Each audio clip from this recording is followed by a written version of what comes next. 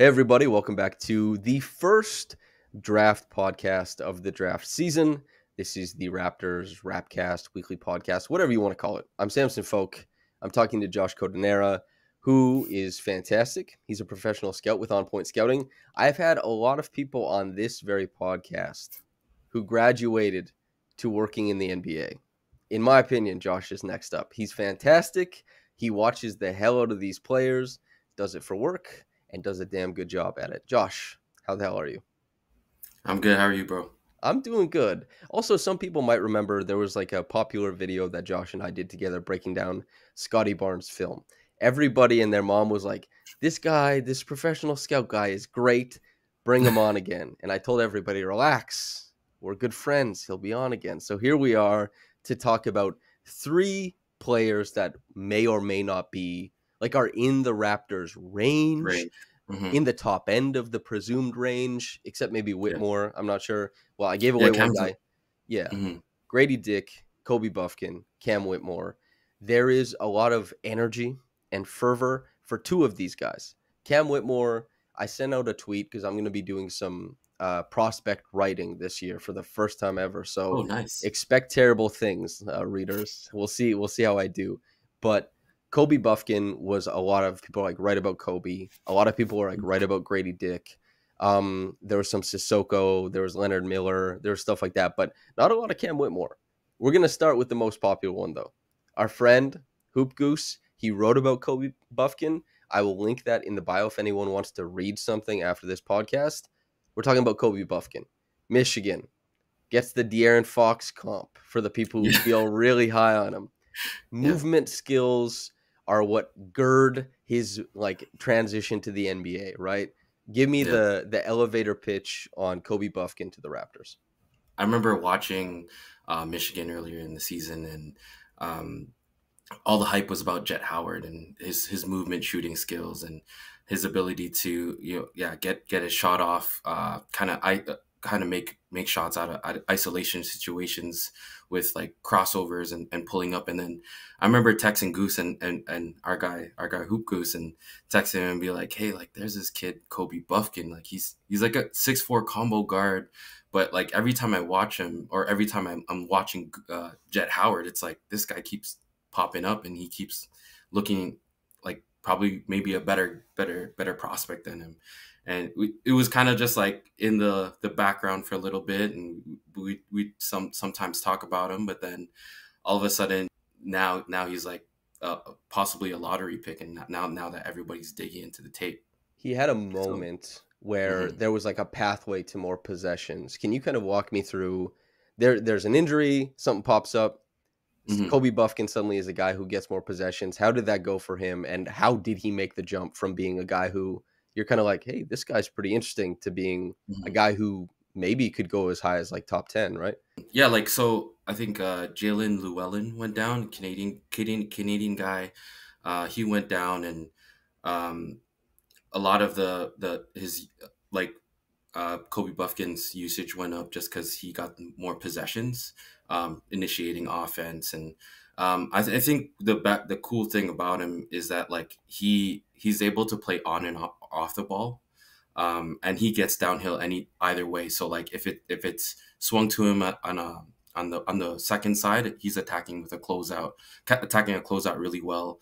Or if he's initiating a pick and roll, he has those super long strides, and they're controlled, and it's like he's super coordinated when he's doing those, when he's attacking down that left side, and he's able to like control his pace because he's coordinated with those long strides. So it's hard to time, and it allows him to get downhill really easily. One of the things that Michigan runs is like a chin action to see if he's open off that back screen. And then they have him kind of loop around and run him off a zoom action where he has like an entire left side open to him. And then from there, he's really good at making plays, either attacking the rim or just like finding some kickouts that he can make off live dribble passes. So that's what I like about Bufkin a lot. So Raptors fans, good news. The Raptors do run chin action. So they typically run it for their bigger, like their large wings, Pascal and and Scottie a lot of the time. But they can, Mhm. with a new coach, things can be Yeah. repurposed. Oftentimes they Exactly. are. Some notable Yeah. statistics. You gave me a dossier to kind of clue me in prior to it. So Yeah. 68% finishing at the rim. That's Yeah.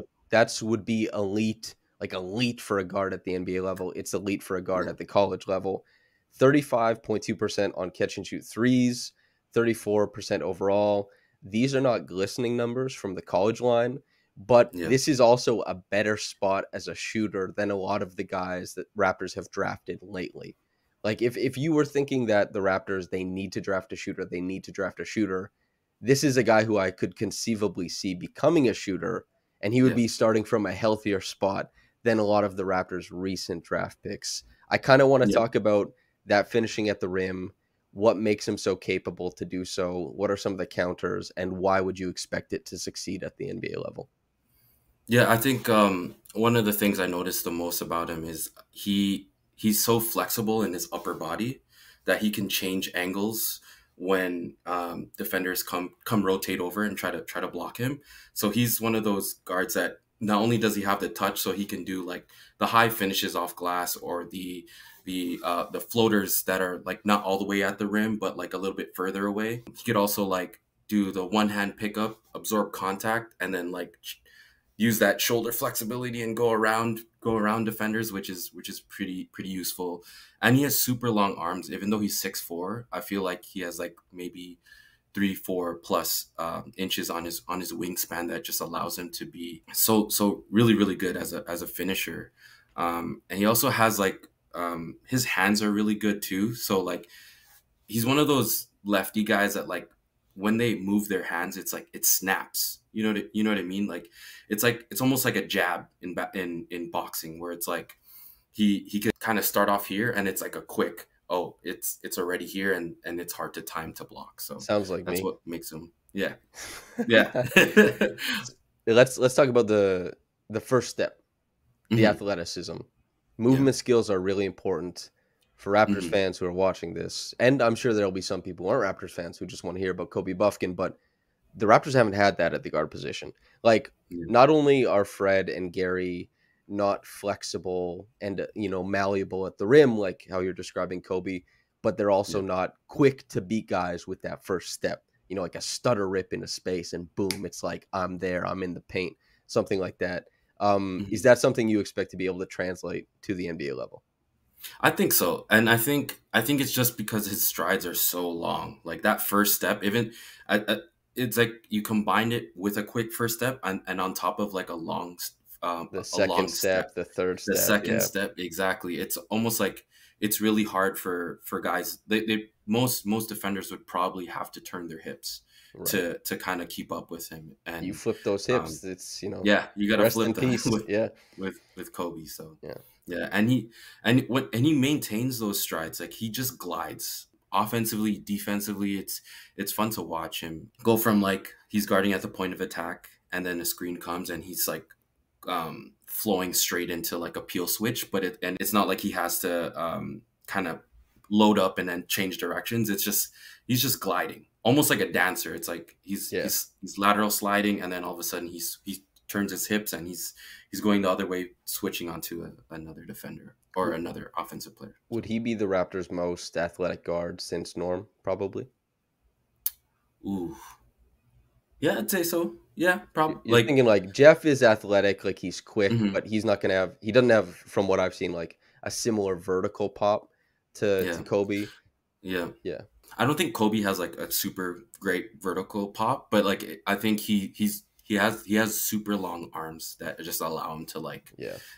allow him to finish at the rim that crazy. And one thing I like about him too is like, and I see him doing at the NBA level, is just being a really good chaser around screens. Let's say Raptors are in drop and they have Pirtle dropping back, and he has to go over on screens and he has to contest from behind with those good hands that I was talking about, like that snap. It just allows him to kind of be ready, um, and not like be a guy that like has to keep his hands up when he's defending, coming over the screen. It's like he can wait, and then he can be reactive when either a shot's going up or a pull-up's coming up, or someone's trying to finish at the rim, and he can like snap his hands, get into the right position to kind of alter the shot or like get a deflection on a pass. So that's what I like about Kobe a lot. Another, we'll get to the defense in a little bit, but the Hmm. jump shot, is it like Hmm. the sell that you're currently giving is that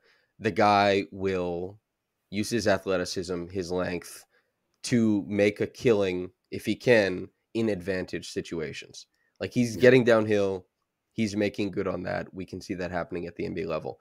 But, if he's a secondary ball handler at some point in the future to Hmm. affect the defense at the level of the screen, and then eventually, the bottom half of the defense, you need a jumper to try and Yeah. like pull and tease the defense away.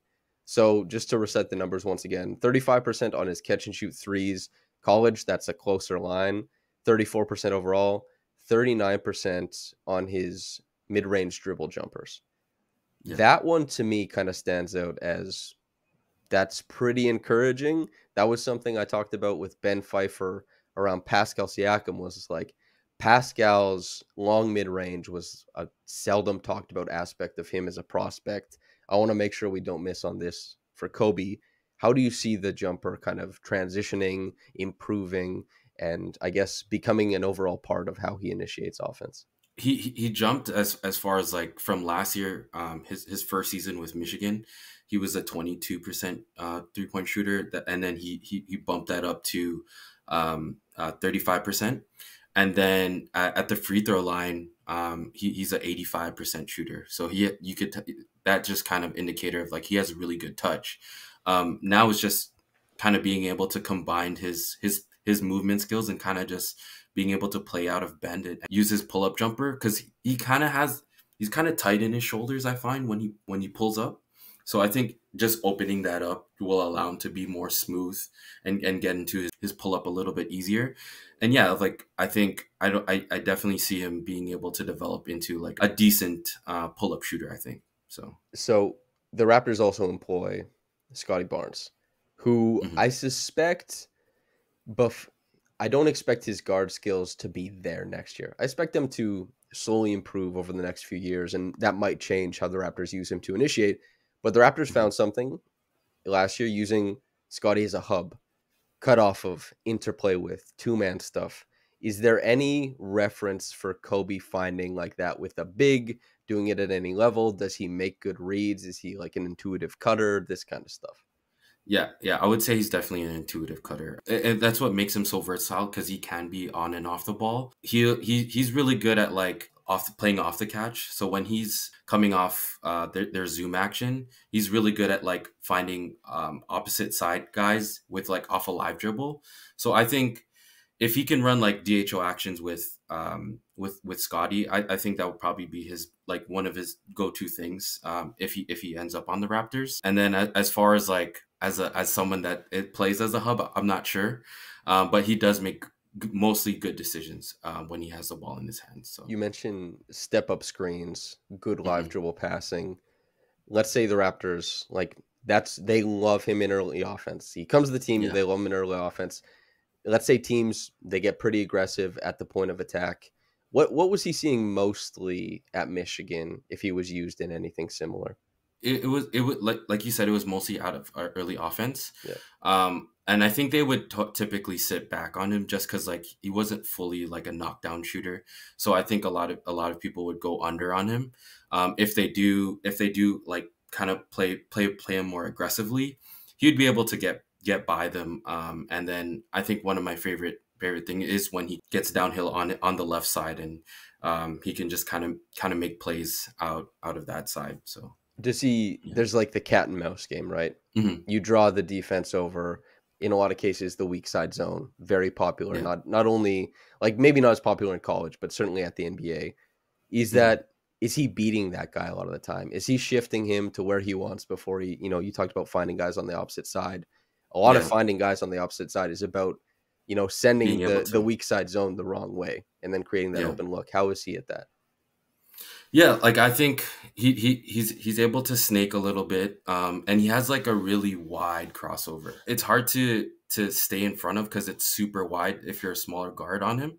And then what he typically had smaller guards defend defending him. So he would get around those guys pretty easily and use like some snake dribbles, some behind the back dribbles when he gets into the middle of the defense. And what I like about him the most is that super wide crossover that is hard to time, and it's very pacey. Yeah. Okay, I think we've hit Yeah. on a decent amount of the offense. Any like last notes? Because we're gonna move on to defense soon. When you think about his offense, Um. is something that the Yeah. listener should hear. Ooh. Yeah, I think he'll be really good playing off someone like Fred and being the off ball guy. Um, that can also initiate sometimes. So I think he'll be useful in a team that's constructed where they need like a secondary ball handler or a guy that can play off the ball as well. So Like a guy who could immediately kill it in Miami, for example. Like there's a lot of yeah, motion to utilize him. He'll be put in yeah, catch and go or like on the move stuff constantly. Let's hope exactly. that the Raptors next season have a bit more of that going on. And if Yeah. not, that he gets a lot of minutes if he does go there. He might not be around, but Mhm. Scottie, for this type of player, it seems like that's a really really nice and like harmonious pairing. So the Fair. Raptors, they have to be mindful of who they pick in this draft next to Scotty Barnes. That just has to be there. Defensively as well, Kobe Bufkin. Let's talk point of attack. We talked a Yeah. little bit about the screens, how like he's lock and trail. It seems like is something that Mhm. if you aren't the quickest, length can make you dangerous in lock and trail, and especially being committed to that and knowing what to look for and tendencies in your ball handler when they get downhill. What is their most common thing in lock and trail? If their most common tendency isn't driving all the way to the rim, then you can get pretty good at taking things away. Yeah. What was he typically able to take away? What was he typically getting bested at? I think I'll probably start with what he got bested at. I think when he played kind of stronger guards, guys that create out of like using strength creation moves, with like shoulder bumps or like kind of like the like a bump and a veer step. He kind of struggled with that just because he doesn't have like the built Yeah, strongest frame. Yeah, he's pretty skinny, and I think he excelled most of all against smaller guards that he can kind of corral with his length, and just being able to be able to use his quick hands either in playing in the gaps or on the ball. So I think that will probably be his role would be on like a defense is mostly defending guards and playing in the gaps. that So makes sense. Off yeah. ball, playing in the gaps you mentioned. You also mentioned Hmm. being able to flow really easily into like a peel Yeah. switch. Being in the modern NBA, certainly the strength of defense in the NBA currently isn't just always moving, always rotating. It doesn't hurt though to be able Yeah. to smoothly transition to different checks. How was he in scheme for Michigan? Was he a guy who made mistakes often, or was he a guy who was like pretty good at not only, well, basically what I'm wondering, did he make sure like he cleaned his own room defensively, and then could he clean his own room and then clean other rooms at the same time? Like is he a bit of a problem solver? I would say, ooh, that's a good question. I'm I full think, of them. yeah, yeah. I think with Bufkin, I think he'd make a lot of mistakes off the ball sometimes, and that's just kind of I feel like is going to come with experience. Yeah. But as far as like being able to contain guys himself, I think he was pretty decent at. He also like he wasn't like the best screen navigator as well, so and I think that will come with time because I think he has the tools for it. And as far as like how his instincts are and his feel is for defense, I think he's definitely going to be a decent to good two-way guy at the NBA level. Hell yeah. Yeah, That sounds like a good draft pick. I haven't yeah, been able to really dive into higher level prospects since hmm the Scotty draft. And I had a true. blast doing like these deep dives on these like super vaunted prospects. I mean, last season it was like the Raptors had the 33rd pick. I brought on a Right. lot of guys to talk about a lot of things, and you're talking about a lot of pitfalls, like a lot of this would need to get better. It's nice to hear, a prospect consider for the Raptors that you can expect Yeah, good things early and you can yeah, expect the things that are mediocre to most likely translate. Here's the fun Yeah. one. Summer 2023. Give me Dick in Toronto. Gradey Dick. He is with Kansas. He is a Yeah. little TikTok star. He's a movement shooter, Yeah. which is the Raptors haven't had. He's also, there's every time you bring this up, there's like white guy athleticism, how it's perceived. Pretty athletic as well. I want to hear the pitch for Gradey Dick. Yeah, I think if you want a movement shooter, a guy that really is gonna put pressures on, like add spacing on offenses and have defenses second guessing a lot if he's put into like off ball actions that kind of have to make you have to make decisions on like where the roll tag is coming from. I think he's like the perfect guy to be in that type of offense or that type of team that requires that. And then like I feel like he's like a guy that really makes really quick decisions. So if you want a guy that's going to help your offense hum and make quick decisions from like ball reversals or like relocating to a spot that just allows a pass to easier pass. That's hard to say, but yeah, like he'll really help with those type of teams or offenses. Is he the first guy that could get OG out of the corner in the Raptors offense in years? Is I that a think so. possibility? Yeah, I think so. I think he'll help a lot with that, and yeah, just being able to a guy that is smart at attacking closeouts. And I know your last pod you talked about shake action a lot. Um, That's right. He's a guy that's like I feel like is like the perfect one of the best lift decision makers. So he's coming off a lift, and it's either he can catch and shoot off any type of like shot footwork. So like it's like either a left right left on the other side. He can hop catch and or like if he's spotting up, it's like a 1 foot catch, or he can just flow into like a push dribble ahead. And then make a play from there into like either finish at the rim or like a 1 or 2 dribble pull up. And he's 6'8" and he could shoot over a lot of like guards or like got wings that would be defending him. That's what makes Gradey really really fun to watch. When I've seen highlights, when I Mm-hmm. saw any film remotely like March Madness, right? He seemed Yeah. like a guy, if he was on the Raptors, it would be a breath of fresh air. Would you Yeah. agree with that? Oh yeah, for sure. Functional Um, size is something the mhm. Raptors have gotten pretty, I would say, rigid size recently. Like Dono Banton has a unique finishing package, but he's pretty Yeah. straight up.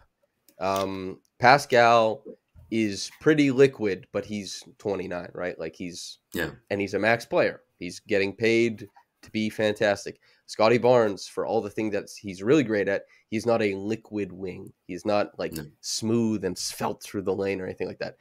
Gradey projects as a guy who would be slinky. Yeah. I like slinky on defense, Yeah. especially when you have strength elsewhere. Yeah. Gradey Dick, the defender. I see you have projected roles here. You have wing and rotation defender. If you could Yeah. elaborate a little bit, thoughts on him defensively.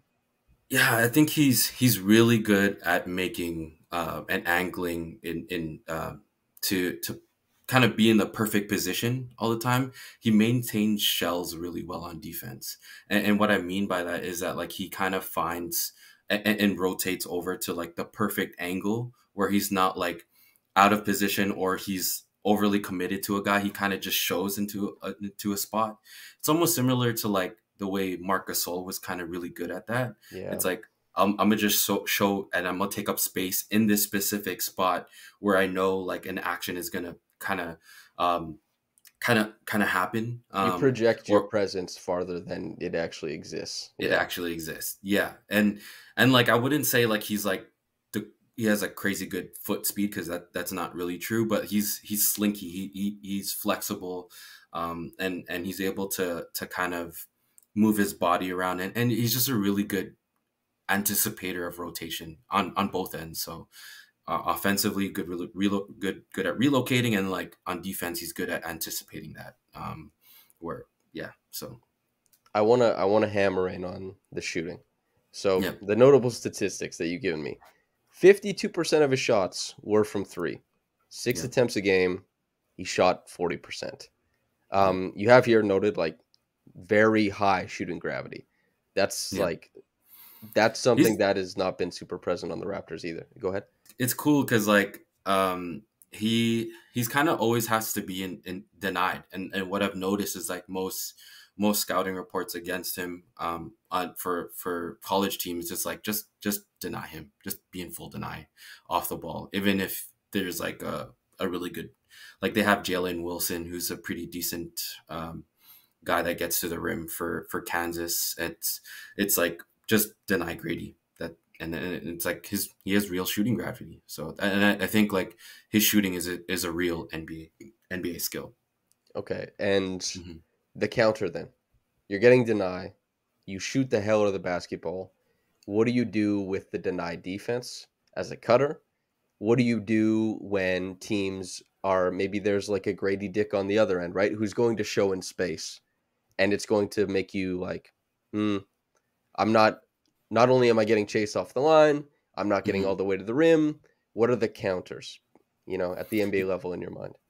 Yeah, I think he has a really good two dribble pull up, and or like I said before, he'll be fully denied, but he get a little bit of advantage off that screen, and he'll be flowing into like a throw ahead dribble, and he does it so smoothly. I was really surprised as far as like a guy that like I wouldn't suspect to be a really good guy that flows from like right to left um, rip throughs or like left to right rip throughs, just because like I feel like it's muscle memory wise, it seems like he's a guy that like, oh, I'm just gonna be ready for my shot, but it's he could do both, and I think that's really useful for kind of countering that full deny. It's like even though he gets that little bit of he doesn't get that much space, but he catches.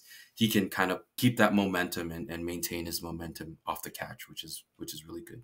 Footwork on screens as a shooter, pin Yeah. downs, flares, pin ins, the like. How's he moving? Does he make sure that passing angles are available? Does he like make himself open and cut off his defender? Like how does he use these screens as these? Yeah, like his shot prep is so good. Like he could come off any type of off ball screen action and kind of figure out a way to get open. I think one of the like I remember one of the main plays that they have for him coming off screens they run a Ricky screen for him, so he kind of does a flare and then he comes back off a pin down, and it's and yeah, like I said, like cat being able to catch, he recognizes when he needs to like kind of use like forward step footwork to catch, so he might maintains going forward, or if the defender's on his hip, he can kind of bump a little bit and then catch with a quick left right catch, and it's getting his shot off, and he has a really good understanding of like where the defender is when he's coming off screen, so that he knows where to put the ball, or where his ball placement is, or where his catch gather is. So We that's what I like haven't about Grady. Yeah. we haven't mentioned the term initiator. Hmm. You're drafting in the lottery a guy who isn't a big. Typically, everyone wants a little to a Yeah. lot, not none. What's the initiator story on Grady Dick?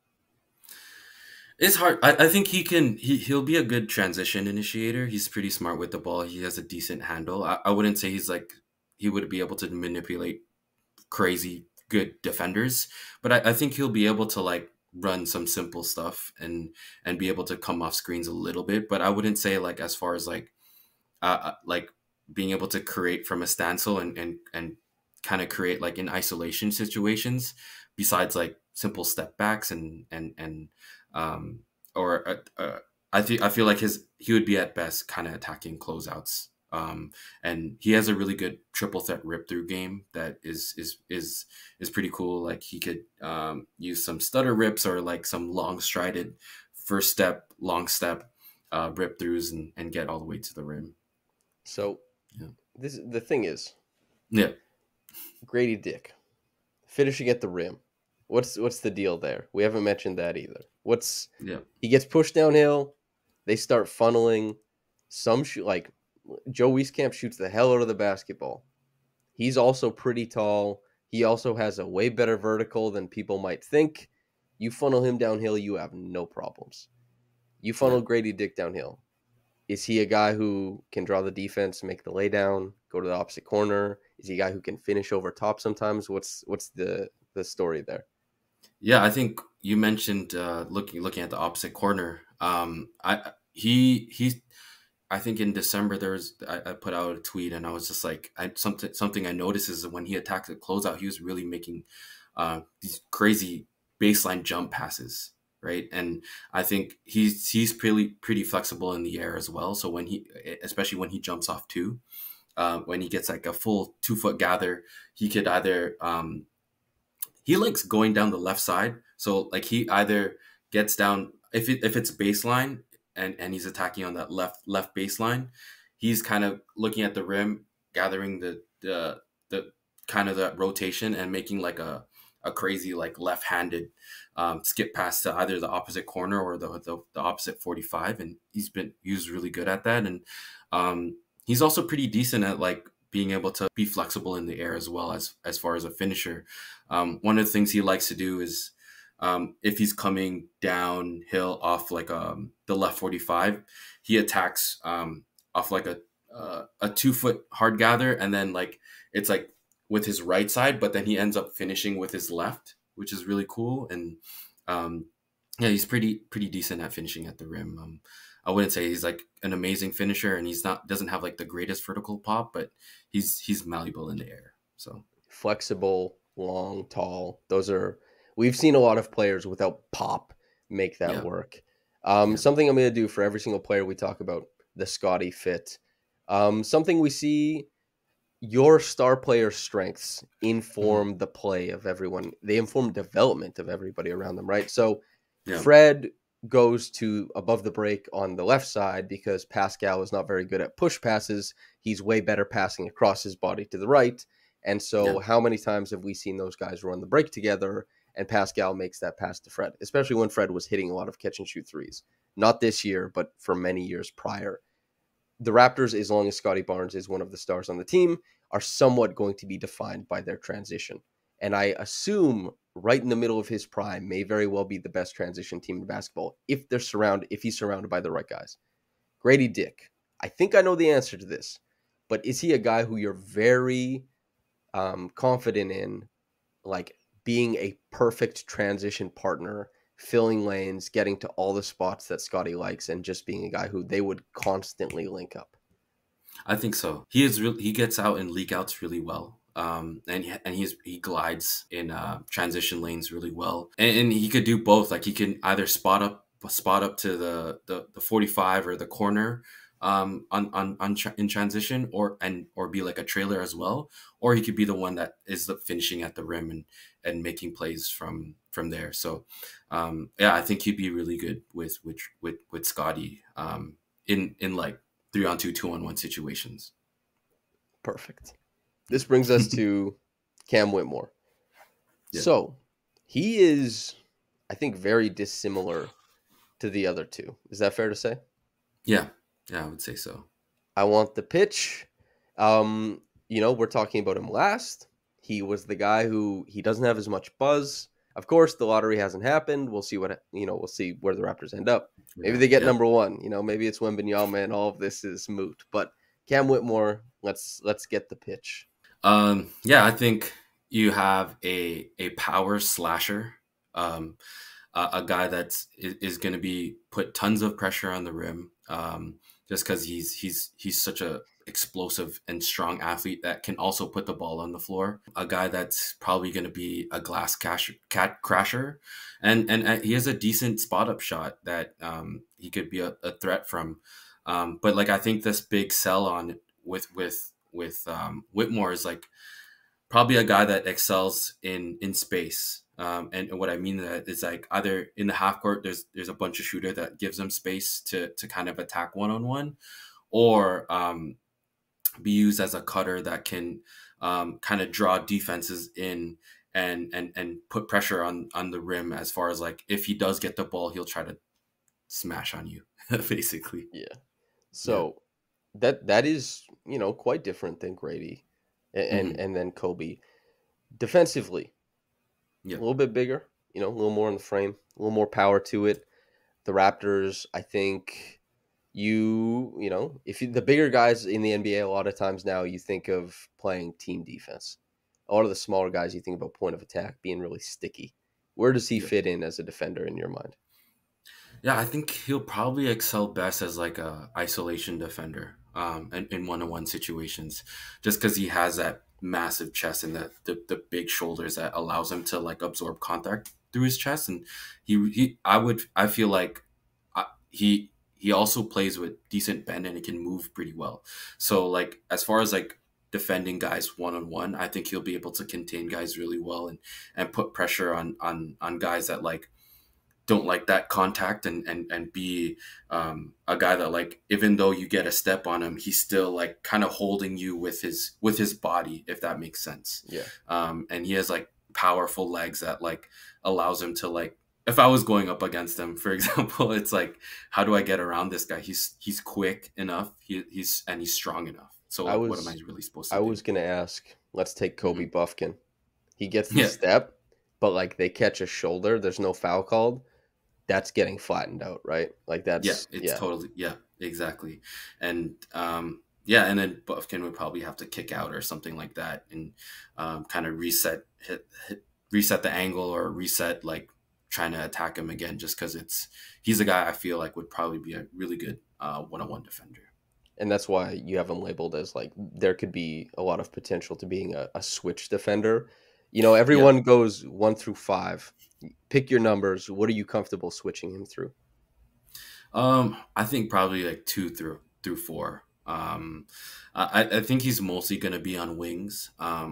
But they did have him guards. Like he was guarding the Ryan Nemhard on Creighton, and he's a pretty good guard. He's the brother of the Indiana Pacers guard Andrew Nemhard, and he had decent moments on him. I wouldn't say like he locked him down, but like as far as like containing him and forcing him to reverse the ball, I feel like he was able to, yeah, use his strength on him a little bit. And they have him kind of start off like Villanova kind of started off in like 1-2-2 3/4 presses, and then go back into man, and he would end up typically on the guards because he's the top guy. So it'll be interesting to see if like that translates for sure. But I think there's something there as far as like what he can be as a defender and as a switch defender, like we talked about. So I'm curious because Kobe Bufkin doesn't seem like the modern picture of a guard. Gradey Dick seems like the modern picture of a wing. Fitting into the NBA as it kind of goes forward, you have this guy who's like he can guard 2 through 4. He's going to give you like a plus on the glass, which isn't always guaranteed at his size. Like power mhm. cutting through the lane. Like this is a guy I think that Scottie could probably really help maximize if they have the space If provided. they have the spacing, exactly. I'm Yeah. curious what you think about that pairing if the Raptors, let's say, I'll create the Gary walks. The Raptors aren't in the luxury tax. Hmm. Someone comes in on the MLE, but it's Jakob, like Jakob, Pascal, Scotty, OG, Fred, Otto Porter Jr., Cam Whitmore, Precious, Chris Boucher, maybe Koloko, right? Like, how do you think do you think he's one of those guys who maybe the Raptors have had in the past? Like the shooting just okay, he hits his catch and shoot threes. He hit 40% in college. How does he fit in? Like, have you seen him in lineups where there wasn't really spacing and he found ways? You know what I mean?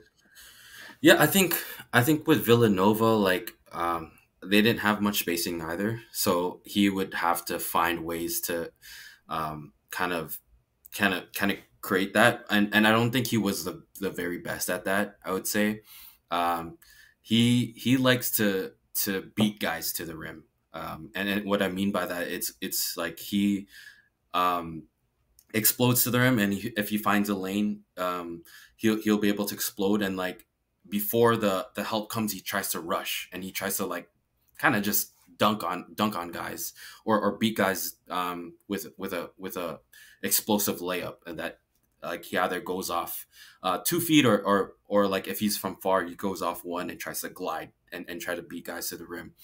Um, One thing about him is like he doesn't have much craft when he does that. It's always just yeah, rushing to the rim, being explosive at the rim, taking that like explosive step, and then when he does get met with help, he typically gets blocked because he doesn't decelerate well. Yeah. And I think if he learns how to kind of understand like where and anticipate contact, he'll be much better. He's actually like a low free throw rate guy, Yeah. and it's surprising because he throws himself at the rim all the time, but it's because he tries to rush and tries to beat guys to the backboard, if that makes sense. He's a one I speed guy. Well, he's shown flashes of where he slows things down. Like I've seen him go in transition and take like a slow step, kick out to the corner for a three. But like as far as like a guy that like understands when's like the best time or like anticipate contact, I think like the path to his success is being able to slow down or play with a little bit more pace so that he can kind of anticipate contact and be a strength creator. This is what I was wondering about. You listed the low free throw rate, but also like Hmm. a physically imposing guy Yeah, and a guy who's willing to get into the mix. A lot of times the bubble you get, or like the little you get a little bit of space in the NBA to kind of work with strength creation, is if you have the craft. And if you don't have the exactly. craft, then that strength creation, it's kind of fruitless. You mentioned Exactly. flashes as far as like navigating a little bit more of a tension with a live dribble. Maybe it's like it's 1.5, maybe it's 2. How is he at kind of navigating those tighter spaces? And have you seen any flashes to indicate that he might be able to slow the game down and kind of, maneuver in the middle like a lot of Raptors guys haven't Mhm. figured out, a couple have figured out? No, I think only 12% of his shots came from mid range this year, and it's tough for him to slow down because he doesn't really have that craft.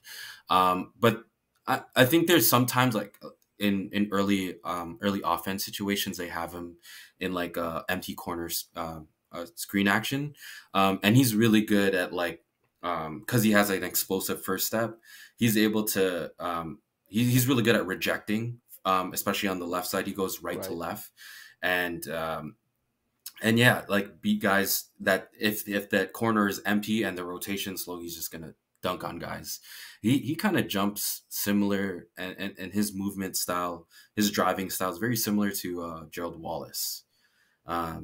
It's reckless and it's powerful. So like those two dribbles he takes when he comes from the 3 point line, you can tell he's like revving up, and the moment he gets up, it's like, wow, where did this, where the hell did where did this guy come from? He's just flying in. So The last thing I want to yeah. ask about his offense is like catch Hmm. and go stuff. You mentioned that he has slower shooting mechanics. For some Yeah. guys, particularly bigs, that doesn't matter because bigs are in a constant state of prove it. And so it's like, Yeah. well, I can prove it faster, I can prove it slow. But if the shot goes in, the shot goes in. For a guy who might get run off the line and at the NBA level, there's going to be a bit more space, but also there's going to be more size at the rim.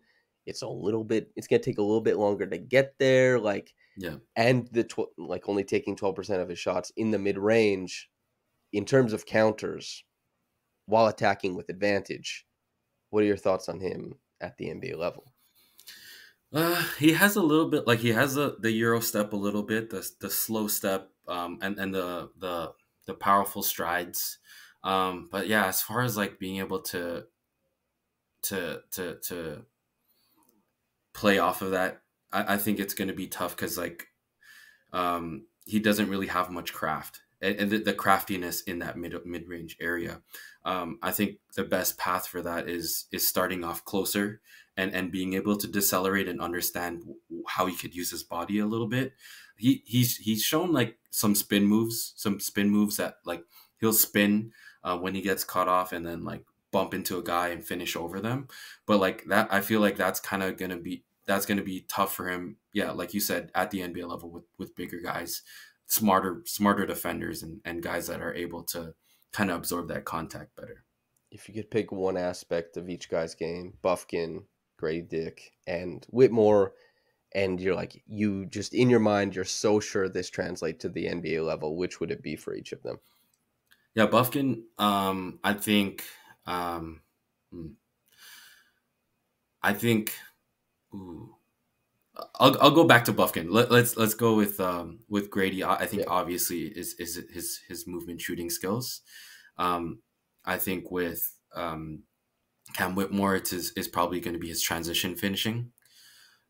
Just because he's so explosive and like he can dunk off 2 feet, 1 foot. He had this one dunk where he went off his wrong foot, which would be like his right foot, and he glided almost like the J.R. Smith dunk on Yeah. when he was on Denver. Do you remember that one? So Hmm. he had like a long left right, and then he glided to the rim, finished with two hands, and was strong. So that like putting pressure as a rim finisher, I think that's probably especially in transition, that's probably going to be like um, Cam's thing. And then if I go back to Bufkin, I think his movement skills, as far as like his ability to use them on both ends, like as far as like a slasher and also as like um, a really good guard defender, I think that's probably going to be what makes him stick in NBA. Yeah, Yeah, we see even a guy like as he had a couple of years. You wouldn't want him as a lottery pick, but like Cameron Payne, for example, is like being a guy who like you have these long steps and like you can be quick too, and you can kind of like maneuver around the paint. That's something that is all about how you input it. You know, hmm like yeah, shooting to some degree as well, being a guy who's willing to finish in transition. But Kobe Bufkin, it sounds like it's the highest ceiling right there. That's what it sounds like to me. Like that's the ceiling, because movement skills are so special and can manifest into really, really really, interesting players and like yeah. dominant players. Um, it's same with like movement shooting, which is more and more important in the NBA as we get closer, and then like powerful players. Your order of preference for getting drafted to the Raptors of the three, one, two, three. I think probably Grady won. Just because I think he's gonna fit very seamlessly with any of the guys that are on the Raptors currently. Especially with Scottie, I think that pairing will be awesome. And then I probably, because I know that Cam gets all the hype, but I think I really like Bufkin, and I know that Raptors Twitter has really kind of fallen in love with him. I think the fit is going to be good, and I think I'll probably have him second and probably Cam third, just because like I don't know how he fits with the Raptors unless like some changes are made to the roster. Um, how many of those guys do you think will be around when the Raptors pick? Let's say the Raptors pick. What are they currently? 13, Oh I yeah, think. 13th, right? Yeah, Yeah, yeah. yeah, When yeah. 13th comes around, how many of those guys do you think are there realistically? I'd probably give the I'll probably give the over on one. That's it. Like Yeah, probably one. Um, and I don't. then I as don't far think Grady's yeah, gonna be there, man. Yeah, yeah, I I think think he's Grady. top eight probably. Mm, I have him like I think he could be a top five guy. Like in a redraft, I think he'd probably be a top five guy in this draft. He's good. Yeah, he's so good. Yeah. And then yeah, and Cam's like kind of projected much higher, but I think there's a chance that he could kind of fall lower just because like as far as like what his skill set is useful in, and I think he's a little bit smaller than he's listed. I think he's listed at 6'7", but I think he's closer to probably like 6'5.5" or like 6'6". That makes sense. So Have you seen any of yeah. these guys in person? Ooh, actually, I saw Cam in person at the Hoop Summit before this year. I saw Cam in person, and he was probably my favorite guy there because he was just so imposing against the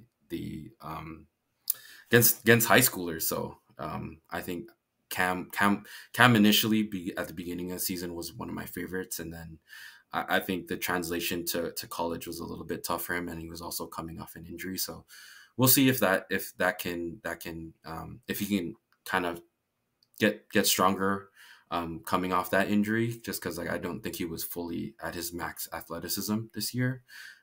So we'll see how that goes for sure. One last thing.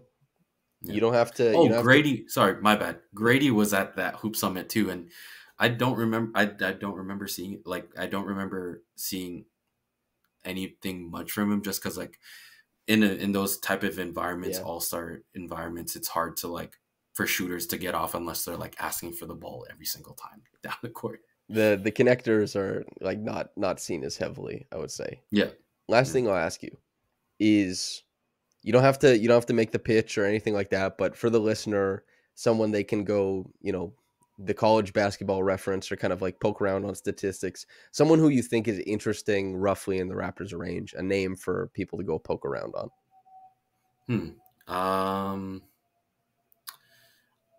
I think Noah Clowney is a little bit further, like probably closer to the 20s, mid-20s.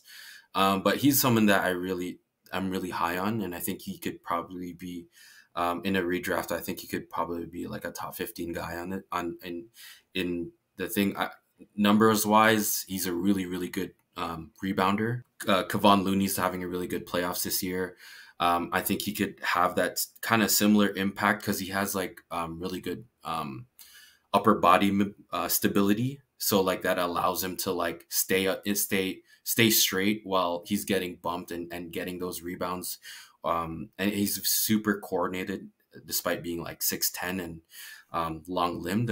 I think he's someone that's going to be really, really interesting down the line just because like his movement skills and he's very coordinated for his size. That's an underrated aspect of big man defense is like if guys can fold you like a tent, you're gonna foul every single time. Like Yeah. being able to stay stiff while also keeping it fluid downstairs is really impressive. Yeah. That's great. Well, actually, one last thing. So you use the term redraft, and people will obviously understand that is like a few years down the road. This guy is better than people thought they were. Is in your mind the reason why because they haven't been drafted yet, but you're already using the term redraft. Is this like tools versus resume in your mind? Is like, okay, like Clowney hasn't been able to build a resume that's as good as some other guys, but you think the tools will translate better? I think that, I think like as far as like his movement skills, his tool, like his shot mechanics, I think like he doesn't have like the like crazy numbers that like some of these freshmen have or like the one and done guys have. But I feel like as far as like a guy that like has like the movement skills to be a really good NBA big, I think he has that. So hell yeah. Yeah. Listener, Josh will be on again. I will have him on here until the cows come home and until the NBA calls. That's my rule of thumb as far as Josh on the podcast. He's also in Toronto for the summer, so we'll be doing some breakdown stuff together as well. Lots of good Sam and Josh content. Is there anything you'd like to say to the listeners before we get out of here? No, yeah. If you want to follow my work, I'm on Twitter at Josh Gautam. I also work for On Point Scouting, so we'll have a lot of pieces as we grow On Point Scouting. So if you want to take a look at that, I had an interview with Leonard Miller a couple months ago, and it was like a 101 style. Kind of stole bit of film. Yeah, kind of stole the format from notable assistant GM on the Portland Trailblazers now. Yeah. But he's not doing it anymore. So I was like, oh, you know what? Let's try it out. So we kind of reach out to people around players and get to kind of get to know them better and do some get to know questions with the player, and then after that we break down some film, and that's kind of, for me, that's the fun, the real fun part. So yeah. Listener, all that stuff will be linked, whether you came here via the website or in the YouTube bio or in the podcast bio. It'll all be linked. You can find Josh and his work, and I urge you to please I implore you, tune in with Josh. Josh, thank you so much for coming on. Listener, I hope you enjoyed the first little dabble into draft stuff. There will be lots, I think. And I'm excited to do like a bunch of it. And then I'm excited to see the guy at Summer League and see what the Raptors are doing and making moves and all that kind of stuff. Thank you for listening. It's been an absolute pleasure. Whether you got into this morning or a night, have a blessed day and goodbye. Peace.